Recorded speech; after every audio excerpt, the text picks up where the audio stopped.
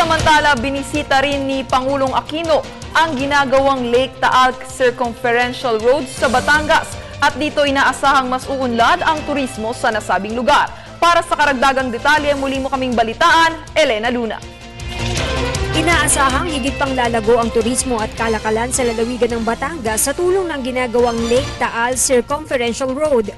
Sa ginawang inspeksyon ni Pangulong Aquino sa nasabing kalsada, sinabi ng Pangulo na higit nitong bubukin siya para dayuhin ang Taal Volcano, dive site sa Anilao at mga beach resorts tulad ng Laia. Naging bahagi ng programa ang project briefing ni DPWH Secretary Rogelio Singson sa Pangulo.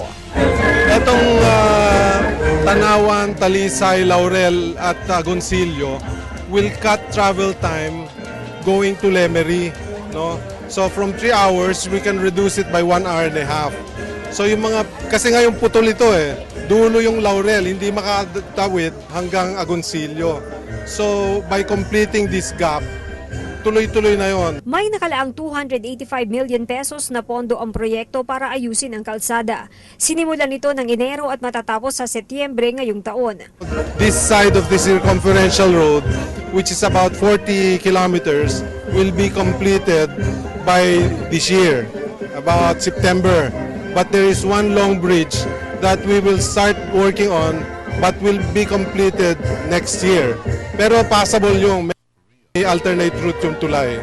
Ayon sa Pangulo, ang bawat pagdating ng turista ay nangangahulugan ng dagdag na trabaho sa lalawigan. Sa tulong ng kalsadang ito, tinatayang may katumbas itong 500 trabaho. Well, this is all part of the tourism development for Batangas. No?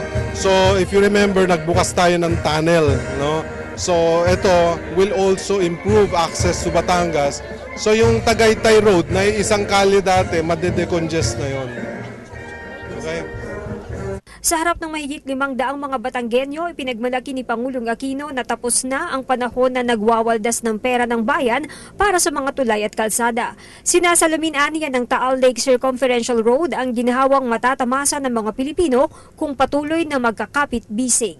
Mula sa Agoncillo, Batangas, Elena Luna para sa Telebisyon ng Bayan.